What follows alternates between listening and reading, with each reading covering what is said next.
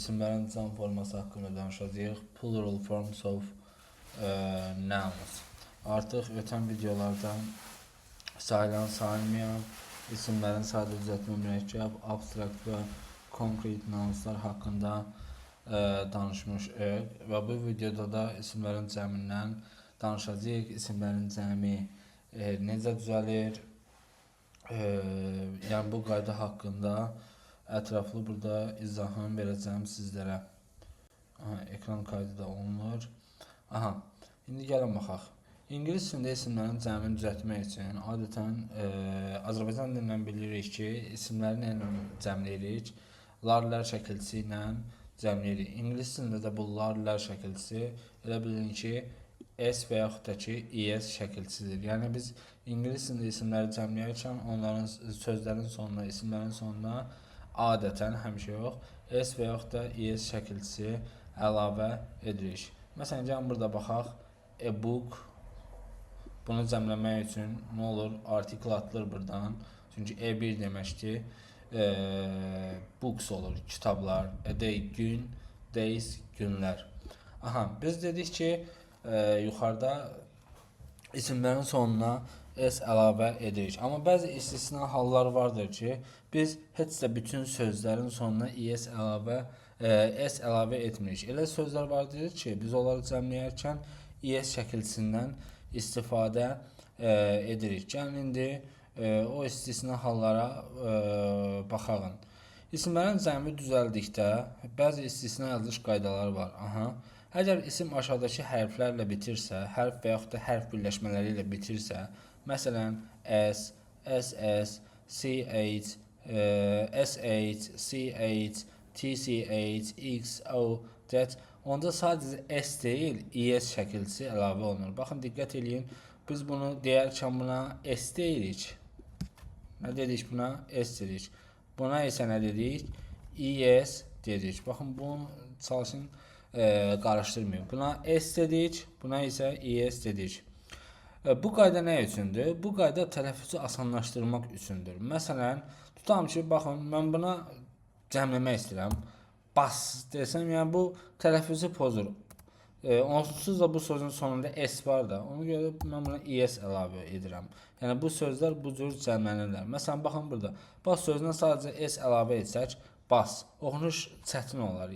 Ona görə biz buna nə əlavə edirik? ES şəkilçisi əlavə edirik. Bunu bu formada cəmləyirik. İndi məsələn, bunlara aid nümunələr də verməmişəm. Gəlin burada verim. Məsələn, bas orada var idi, olsun, basis. Məsələn, box nədir? Qutu oldu, boxes. Məsələn, match oldu nə? Matches. Aydın olurdu yəqin ki, bu nümunələr. İndi gəlin bura baxalım. İngilis dilində isimlər konstant O ilə adətən konstant O ilə bitdikdə adətən ES artırılır. Mən istəsəm S ilə də cəmləyə bilərəm, ES ilə də cəmləyə bilərəm. Hər ikisi doğrudur. Məsələn, tornado, tornadoes bu sözlərə aiddir. Buffalo, motto, cargo, mosquito, volcano. Məsələn, baxın, volcano. Hər iki halda cəmlənib, hər iki halda doğrudur. Yəni bu sözləri də bu şəkildə əzbərləməlisiniz. İngilis dilində bəzi isimlərin cəm forması sadəcə S və ES artırmaqla düzəlmir. Elə isimlər vardır ki, mən buna nə S artırıram, nə ES artırıram. Bəs buna nə artırıram? Uşaqlar, o isimlər elə isimlərdir ki, onlar irregular plurals adlanır. Irregular plurals o deməkdir ki, yəni qaydasız cəmlər. Qaydasız cəm nə deməkdir? Yəni bunun konkret qaydası yoxdur. Bunlar fərqli şəkildə cəmlənirlər. Yəni bunlar kökündən dəyişirlər. Baxın, burada 7 əsas nümunə verilib, ən çox işlənən. Baxın, tək forması budur. Singularda mən, kişi deməkdir. Mən bunu cəmləsəm, buna S artırmalıyam. Yox, mən bunu S artırmıram, çünki bu qaydasızdır. Bunun cəm forması necədir? Mən olur man, woman olur woman, foot olur feet, shoes olur tees, goose olur geese, mouse olur mice, louse lies. Yəni bu sözlərə çox diqqət edin. Yəqin ki, onsuz da bunların əksəriyyətini artıq bilirsiniz, amma yenə də bilmirsinizsə, bunları mütləq şəkildə əzbərləməliyik. Aha, gəlin burada qeydə baxaq. Bu sözlərdə can forması köçkən saitin dəyişməsi ilə düzəlir. Əlavə s və ya es artırılmır. Onsuz da bunu yuxarıda nə eləmişdik? Demişdik. Məsələn, singular formaları burada verilib. Bir dənə bura diqqət edin. Səhv forması nədir? Mans. Yəni biz götürüb bunu digər isimləri e-book, books kimi cəmləmirik. Bunlar o qaydaya aid deyil. Bunlar irregular pluralsdır. Yəni buna çox diqqət edin. Mans, womans, yəni bu yanlışdır. Düzgün forması nədir? Man, woman. Aha, ingilis dilində bəzi isimlərin cəm forması ən şəklisi ilə düzəlir. Əslində bu da yuxarıdakılara aiddir. Sadəcə burada ayrı şəkildə nə olub? Verilib. Yəni child, uşaq deməkdir. Biz buna da, yəni bu qayda kimi eyni şeydir. Child demirik. Bunun cəm forması nədir? Children. Ox, cəm forması nədir? Oxen. Yəni bu da bu qaydalar kimi eynidir. Aha, indi gəlin sonu y hərfi ilə bitən isimlərin cəmlənməsi qaydasına baxaq. Aha, iki qayda var bundan ötürü. Əgər y hərfi ilə demək, əgər söz y hərfi ilə bitirsə, baxın, nə ilə bitib? Y hərfi ilə bitib. Və bundan əvvəl gələn nəyə baxmalıyıq biz? Hərfə baxmalıyıq. Y-dan əvvəl nə gəlib? Görürük də bunu. B hərfi gəlib. Elədir. B hərfi gəlibsə, onda biz buradan nə edəcəyik uşaqlar? Biz buradan burada yazılıb, məsələn, baby sözün. Mən bunu cəmləmək üçün baxıram, y hərfindən əvvəl B gəlib. Onda nə etməliyəm? Y-i silirəm. Sadəcə bura I-E-S əlavə edirəm. Uşaqlar, baxın, I-E-S əlavə edirəm. Olur nə? Babies. Yəni bu yuxarıda da gördüyümüz kimi. Məsələn, city. Baxırıq, söz nə ilə bitib? Y hərfi ilə bitib. Özündən əvvəl nə gəlib? T samiti gəlib. Elədir. Onda nə etməliyəm mən? Demək, cities. Y hərfi düşür. Olur nə? Cities. Yəqin ki, bura aydındır. İndi ikinci hala baxaq. Əgər Y hərfi saitdən sonra gəlirsə, bax, əgər y hərfi saitdən sonra gəlirsə, yəni y-dən əvvəl sait gəlirsə, onda heç bir şey olmur. Sadəcə s şəkilçisini əlavə edirik. Məsələn, baxın, boy. Y-dən əvvəl nə var? O var. Nədir bu? Saitdir. Ona görə sadəcə buna nə əlavə edirik biz? S, boys. Məsələn, toy, toys. Key, keys. Yəqin ki, bu aydındır. Qaydaya da burada yenə baxa bilərsiniz. Yuxarıdakının təkrarıdır. Əgər y samitdən sonra gəlirsə, demək y nə olur? Silinir, i-s əlavə olunur. İndi burada y silinir, i-s əlavə olunur. Burada yazılmayıb onu, amma yəni deyirəm, yazıda saxlayın. Əgər y saitdən sonra gəlirsə, sadəcə s əlavə olunur və y da yerində qalır. İngilis dilində bəzi isimlər f və yaxud da f ilə bitişdə onların cəm forması sadəcə s ilə düzəlmir. Yəni bu qaydada biz es-in işləmə qaydasına baxırıq burada. Demək f və yaxud da f ilə bitəndə demək f və yaxud da f və yaxud da f silinir və əvəzinə nə yazılır? s əlavə olunur.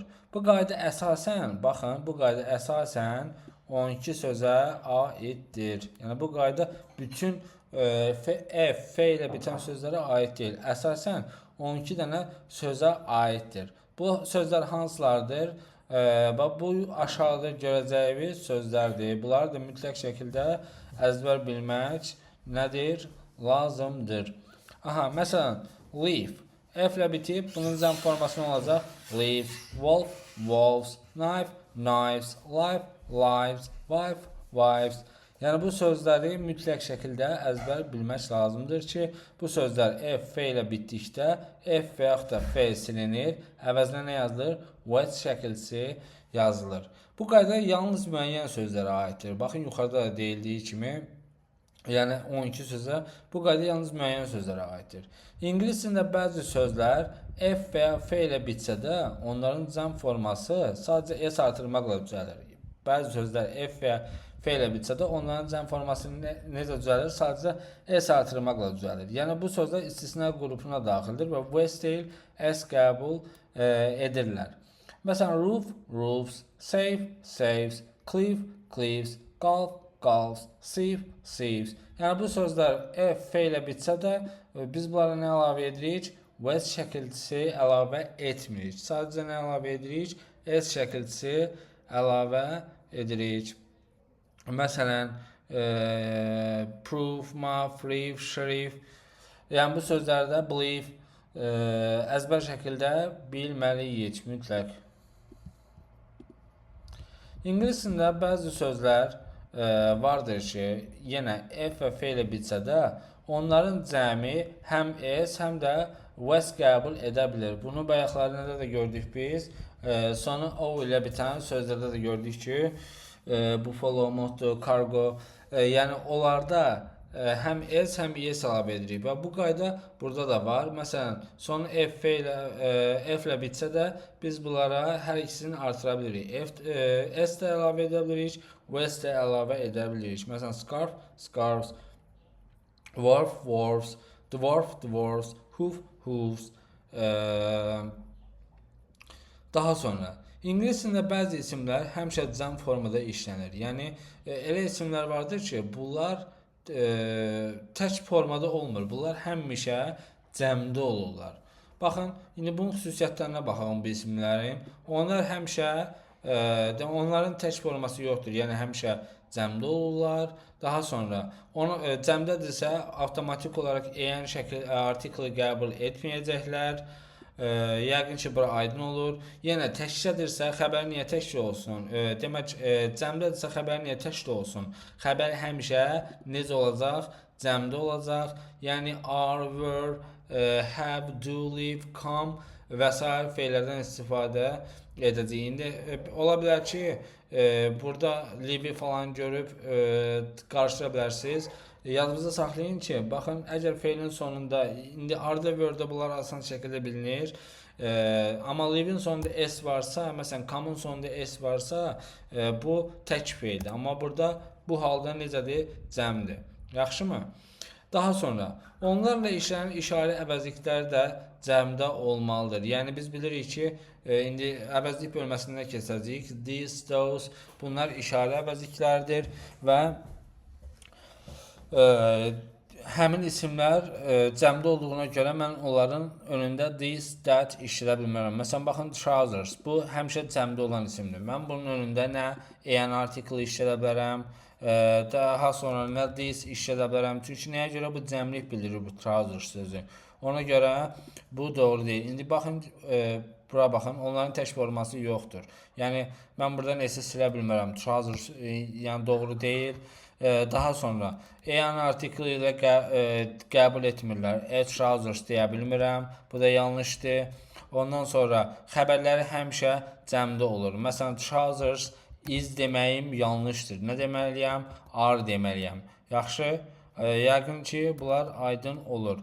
Daha sonra həmçinin onlarla işlənən işarə əvəzlikləri. Məsələn, deyirəm ki, I like, məsələn, mən xoşlayıram these trousers. Mən bu şalvarları xoşlayıram. Yaxşımı? Yəni bu doğru haldır. Amma mən bunu yazsam, bu yanlışdır. Çünki burada these təkliş bildirir. Doğru deyil. Daha sonra bu isimlər they, them, their əvəzlikləri ilə əvəz olunur. Yalnız birdən böyük rəqəmlərlə işlədilir. Yaxşımı? Aha. Baxın, I like trousers. Mən şalvarları xoşlayıram. Kim yazmışım? Daha sonra S ilə bitən, baxın, bu isimlər nələrdir? İki iri hissədən ibarət olan əşyalar. Yəni, iki hissədən ibarətdir. Yəni, şalvarın bilirik ki, iki ayağı var, cins, həmçinin short, scissors, qaysı, glasses, eynək. Yəni, iki hissəli sözlərdir. Yəni, bu sözlər baxdıqda söz kimi bunları çalışın öyrənin. Mən demirəm ki, oturun bunlar bu kateqoriyaya aiddir. Bunları söz kimi əzbərləyirsiniz. Daha sonra bilirsiniz ki, iki hissədən ibarət olan əşyalar cəmlidir. Həm məsələn tank sözünü gördün, avtomatik yadınıza salırsanız ki, tanks iki hissədən, yəni kəlbətin iki hissəsi var da. Buradan sən avtomatik yadıma salırsan, amma belə konkret əzbərləmək ki, yəni məntiqlə öyrənin bunları. Boş-boşuna əzbərləməyin. Sözləri amma əzbərləsəz, onsuz da məntiqlə gəlib yerinə oturacaq burada. Daha sonra sonu s ilə bitən həmişə cəmdə olan toplu isimlər. İndi bunlar iki hissədən ibarət olanlar idi. Bir də var, sonu s ilə bitir və həmişə cəmdə olan toplu isimlər. Baxın, bunlar da goods-dur, mal əmtia, ticarət malları, daha sonra stairs, pilləkən, contents, arms, weights, earrings, valuables. Baxın, bunlar da nədir? Həmişə cəmdə olan isimlərdir. Yəni sonu s ilə bitir. Həmişə bunlar nədə olur? Cəmdə olur. Bunların təki yoxdur. Yəni bunu da yadınızda saxlayın. Bunları da əzbər bilmək lazımdır. Daha sonra elə sözlər vardır ki, üçüncü qruplar. Sonu s ilə bitməyən, baxın, bunlar nə idi? İki hissədən ibarət idi. Bunların da əslində sonu s ilə bitirdi. Əslində bu eyni qrup saymaq olar. Burada nədir? Bu isimlər də cəmdirlər. Necədirlər? Cəmdirlər. Sadəcə s ilə bitmirlər, amma həmişə də cəmdə olan toplu isimlərdir. Baxın, police həmişə cəm xəbərlə işlənir. Baxın, cəm xəbərlə işlənmək nədir? Bu xəbərdir. The police are here. Məsələn, cattle malqara, sürü bildirir. Cattle are grazing. Məsələn, poultry, demək ev quşları, töyək, ordaq və s. Poultry are sold here. Məsələn, gentry, zadəganlar, people, cəmaat insanlar. Baxın, bura diqqət edin. Tək forması yoxdur. Yalnız persons rəsmi hallarda işlənir. Yəni, people sözünün tək forması əslində indi tək formasının olub-olmamağı qaydasına baxacağıq. Yəni hələ ki gözləyirik. Aha, people demək yalnız persons rəsmi hallarda işlənir. Yəni people sözü cəmdə insanlar deməkdir və onun tək forması person da ola bilər. Bu qaydanda indi keçəcəyik. Daha sonra baxalım bura. İkili əşyalar, məsələn, trousers, scissors, glasses, bunlar da indi yenidən nümunələr şəklində bunun qaydasıdır. Yazıb ki, this trousers is new. Burada yanlış olan nədir sizcə? Burada uşaqlar iki yanlış var. Baxın, trousers necə isimdir? Görürük ki, iki hissədən olan isimdir və bu həmişə cəmdə olur. Həmişə cəmdə olursa, burada baxın nə verib? This article verib. Bu təkliyi bildirir. Bu nə olmalıdır? This olmalıydı. İkinci səhvimiz nədir? Burada is yox, nə olmalıydı? Are olmalıydı. Aydındır. Bəs üçüncü səhvimiz burada nədir? Burada baxın, it suits me. O mənə qəşəng yaraşır. Axı bu cəmdir, trousers. Mən bunu nəyindən əvəz eləməliydim? They article ilə. Yəni bu they olmalıydı. Yəni bu halda doğru olacaqdı və they-dən də sonra tək xəbər gələr deyə buradan da s-i siləcəkdim. İndi biz bunu qaytaraq ilkin halına, qoy səhv kimi də nə olsun? Qalsın. Aydın oldu mu? Məsələn, doğru forması nədir? These trousers are new. They suit me nicely. Məsələn, that scissors is sharp. Aha. İndi gəlin görün burada özünüz fikirləşin görün. Səhv nə ola bilər? Xoruz sizin əvəzinizdən deyir. Səhv nədir?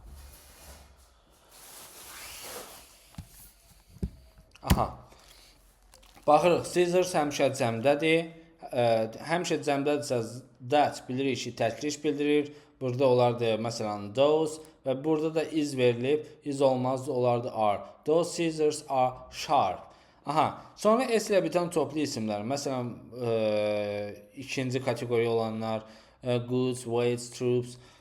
Those scissors are sharp. Məsələn, burada düzəldib. The goods are expensive. His weights are high. Məsələn, burada the troops comes tomorrow. Burada səhv nədir? D-nin burada problemi yoxdur, uşaqlar. D həm tək isimlər, həm cəm isimlərlə işlənə bilər. Burada problem odur ki, troops həmişə cəmdədir. Həmişə nədir? Cəmdədir. Və burada feili verib bizdə nə? Comes feili verilib. Aha, bəs burada problem nədir? Bayaqlar yuxarıda nə dedim? Əgər feilin sonunda s varsa, onun təşliyin bildirir. Amma bu halda doğrudur. The troops come tomorrow. Bu halda doğrudur. Amma s əlavə etdim. Nədir bu? Yanlışdır. Sonra s ilə bitməyən toplu isimlər. Aha, bu kateqoriyanın sözləridir. Baxın, bunlardır. Police, cattle, poultry, gentry, people. Daha sonra the troops come tomorrow. Yox. Nümunələr qarışdırıb yəqin. Bunu burada verim. Aha. The cattle is grazing in the field. The cattle bu yanlış formadır. The cattle are grazing in the field forması necə olardı? Daha doğru olacaq. Bunu buradan sileyim. Buna command s. Aha. İndi doğrudur. The troops come tomorrow. The cattle is grazing in the field. Baxın, burada da yəqin ki, təkrarlamağıma ehtiyac yoxdur. Gəlin bura baxaq. The police lives in this village. People. People dedik ki, cəm isimdir. Cəm isimdirsə, feilin sonunda burada s olmamalıydı. Amma burada s-i silib doğrudur. Yaxşımı? Aha, qaydalar gəlin bir dənə də xatırlayaq. Demək, həmişə cəmdə olan isimlər idi. Biz bunları 3 formaya böldük. Nəyə böldük? Bunları 3 formaya böldük. Birincisi 2 hissədən ibarət olanlar. Bunların da sonunda s var. Daha sonra ikinci kateqoriyaya aid olanlar nə idi? Həmişə s ilə bitən, həmişə cəmdə olanlar. Goods, yəni bunları görürsünüz. Daha sonra son s ilə bitməyən, həmişə cəmdə olan toplu isimlər. Police, cattle, bunları da görürsünüz.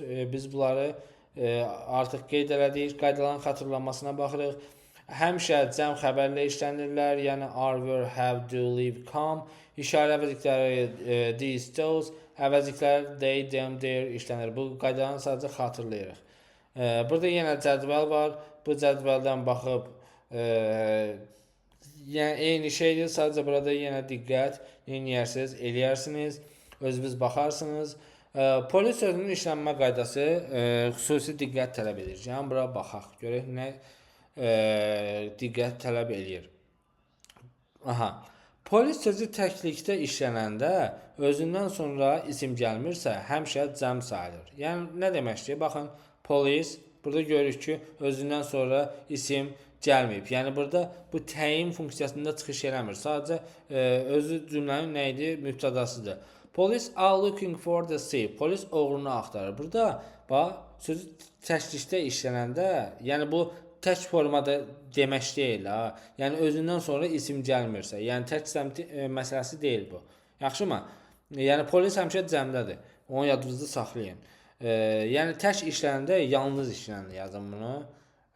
Demək qarışdırmayasınız deyə. Yalnız işlənəndə həmişə cəm sayılır. Police are looking for the thief. Aha. Məsələn, the police have arrived. Bir də var. Polis sözündən sonra isim gələrsə, aha, polis sözündən sonra ola bilər ki, isim gəlir. Və belə olanda xəbər həmin isimlə uzlaşır. Baxın, bu mənim xəbərimdir. Aha, nəyimdir bu mənim xəbərimdir. İndi xəbərim, deyirsən ki, burada polis var da. Polis varsa niyə iz olur burada? Arı olmalıdır axı. Amma burada polis sözündən sonra nə gəlib? Officer sözü gəlib. Nə gəlib? Officer gəlib. Bir polis zabiti, nəfəri. Yaxşımı? Bax, bu officer. Polis officer sözünü təyin edir. Ona görə özündən sonra indi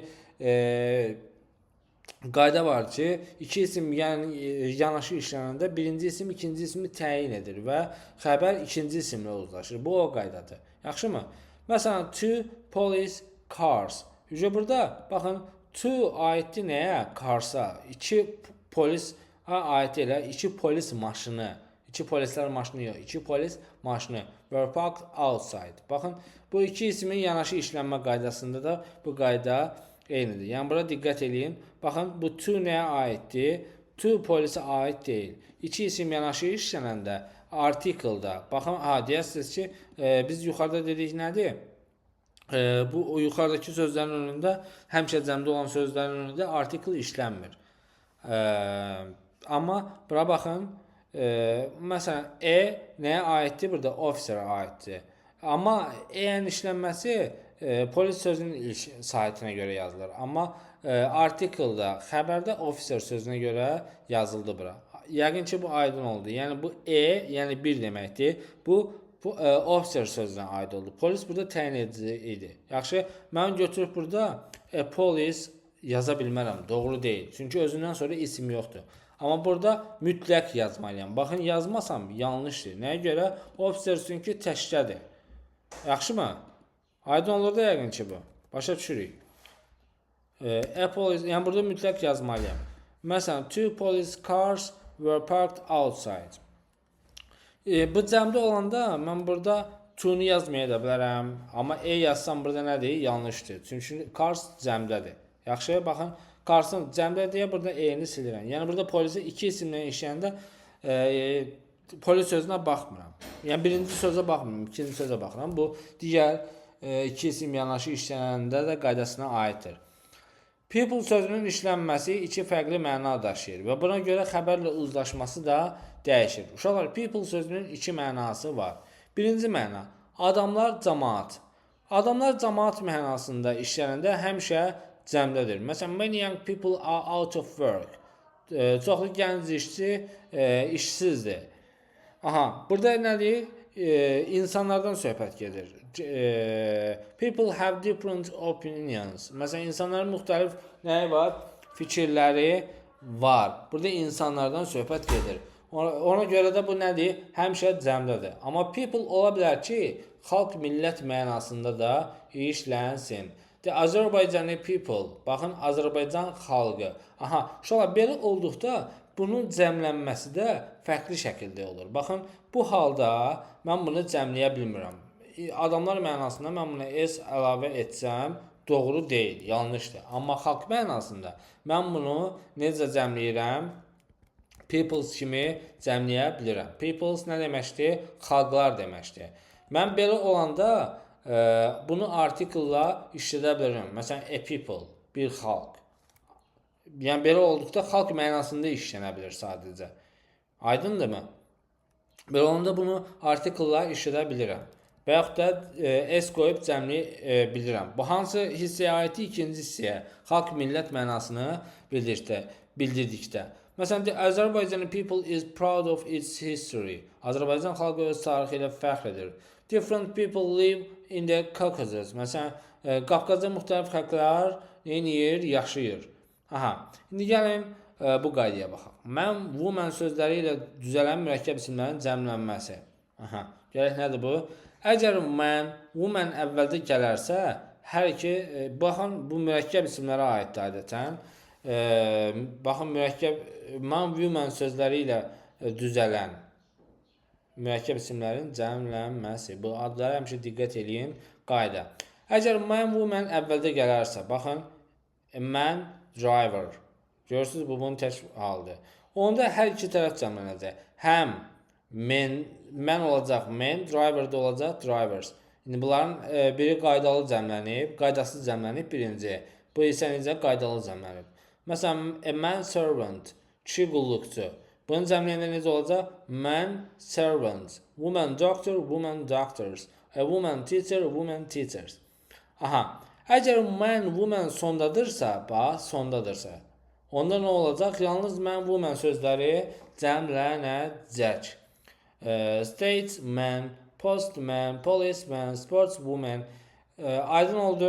Yəni belə yadınızda saxlaya bilərsiniz ki, məsələn, man, woman, bunlar qaydasız feillərdir. Bunlar əvvəldə işlənəndə bu qaydalılar tək başına gücləri çatmır.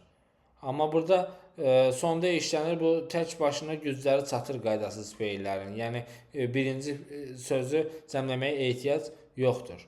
Yaxşımı?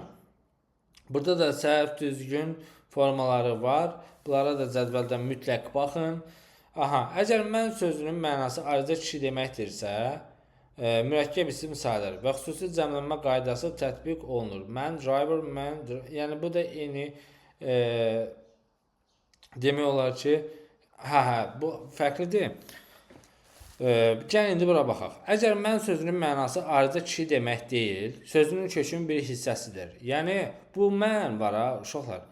Bu mürəkkəb isim deyil buradakı. Bax bu sözlər, bunları əzbərləyin. Testlərdə də yəqin ki qarşınıza çıxacaq.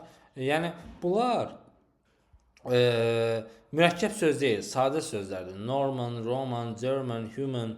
Bunlar, bu sözlər mürəkkəb isim sayılmırlar. Mürəkkəb isim olmadıqlarına görə və sadəcə s artırılaraq cəmlənirlər bu sözlər. Yaxşımı? Yəni bunlar Normans, Romans, Germans, humans. Baxın, burada da cədvəldə də verilib. Yəni bunlar sadəcə sözün kökündə olan sözlərdir. Textdə yazılan mürəkkəb isimlərdə cəm forması əsas məna daşıyan sözə s əlavə etməklə düzəlir. Baxın, textdə yazılan mürəkkəb isimlərdə cəm forması əsas məna daşıyan sözə s əlavə etməklə düzəlir. Yəni bu textdə yazanda baxın görürsünüz. Brother-in-law, sister-in-law, bu adətən söz önlərlə falan yaranan sözlərdə burada baxın, məsələn, bunlar biri isimdir, biri söz öndür, isimdir, söz öndür və belə olduqda biz adətən əsasən yəni məna verən sözə artırırıq. Onda olur məsələn nə? Lookers on, hangers on, runners up, brothers-in-law, sisters-in-law. Bu qaydaya xüsusi diqqət edin. Bu qaydanın bir də baxacağıq isimlərin yəliyi halında. Çünki yəliyi biz fərqli yerə artıracağıq. Yəni bunu yaxşı nəzərinizdə saxlayın.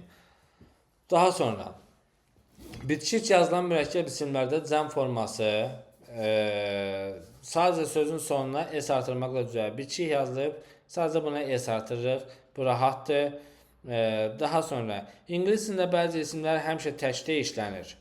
Baxmayaraq sonu s ilə bitir. Yəni bu s var. Yəni bu o deməkdir ki, sözün sonu s ilə bitib, hə bu mütləq cəm demək deyil. S ilə bitibsə bu təkdə ola bilər.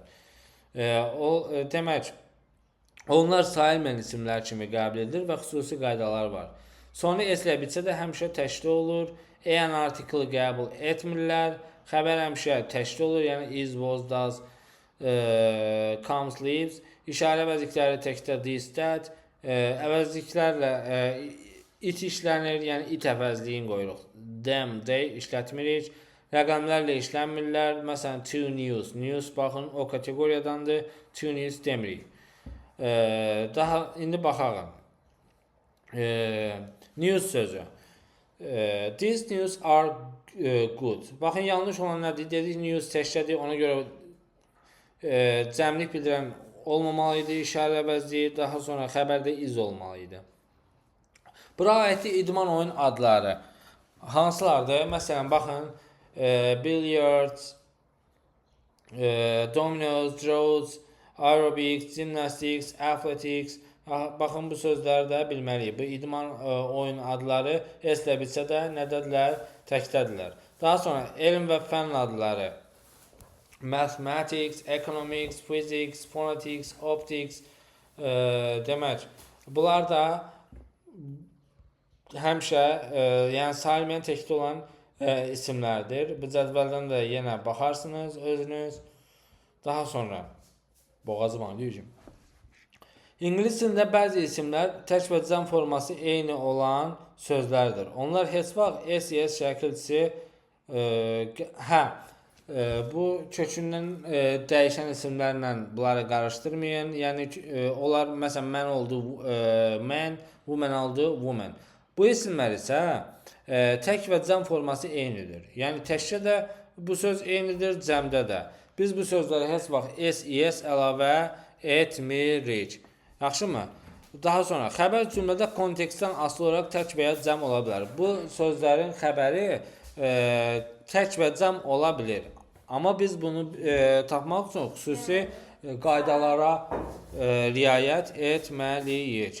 Məsələn, sheep, steer, species, swines formaları nədir? Yanlışdır. Biz bunları s-lə cəmləmirik. Yaxşımı? Baxın, sheep, steer, demək bu formalar yanlışdır. Özüm də üstündən xətt çəkdim.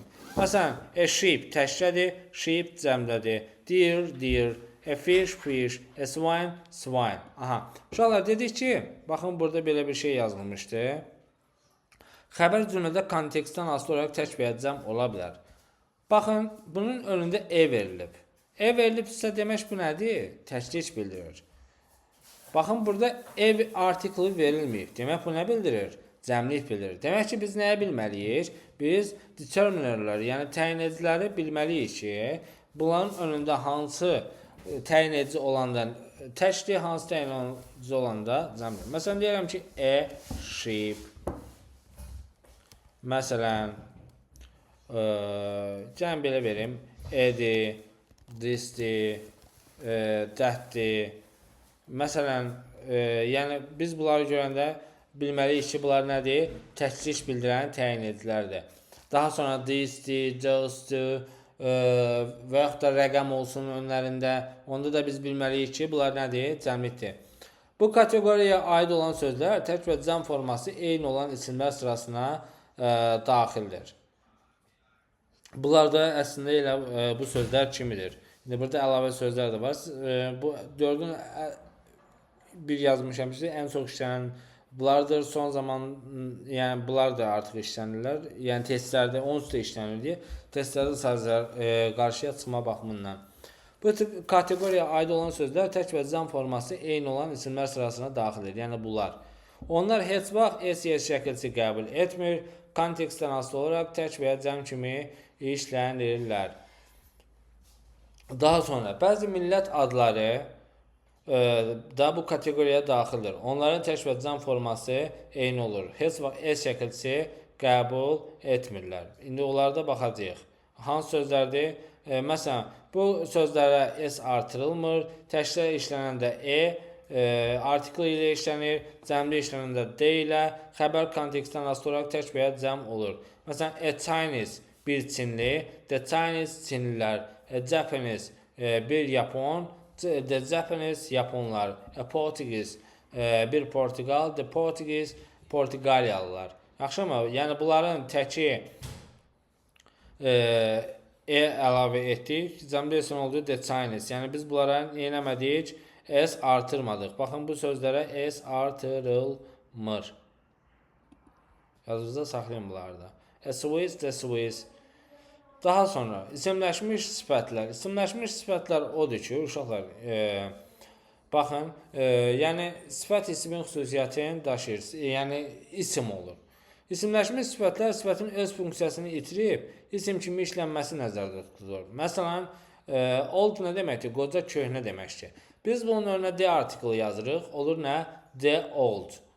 Qocalar, yaşlı insanlar mənasında isimləşmişdir. Bu hal çox yayğındır və adətən D üstəgəl adjektiv forması ilə olur, qurulur. Əsas qayda, bir də eyni təkrar şeydir. Bu zaman həmin sifət ümumi bir qrupu bildirir. Çox vaxt cəm mənada işlənir. Yadınızda saxlayın ki, bunlara S şəkilçisi əlavə etmirik. SES əlavə etmirik. Yaxşı mı? Onsuz da bunlar cəmdədir. The rich, varlı insanlar, the poor, kasıb insanlar, the young, gənclər, the old, yaşlılar, the blind, körlər. Bu formalar insan qruplarını ifadə edir. Heyvan və əşyalar üçün işlənmir. Yəni, baxın, bunu da yadınızda saxlayın ki, bu qrup sözlər insan qruplarını ifadə edir. Heyvanlar və əşyalar üçün işlənmirlər. Azərbaycan dilində isə yaşlılar, varlılar, körlər kimi tərcümə olunur. Video bilmirəm nə qədər davam elədi. İnşallah ki, sona qədər baxmısınız, yəni baxmalısınız. Daha sonra, əgər videonun müəyyən hissəsində yorulmuşsunuzsa, videonu müəyyən bir hissədə dayandırıb, daha sonra yenidən baxa bilərsiniz. Hələlik özünüzə yaxşı baxın.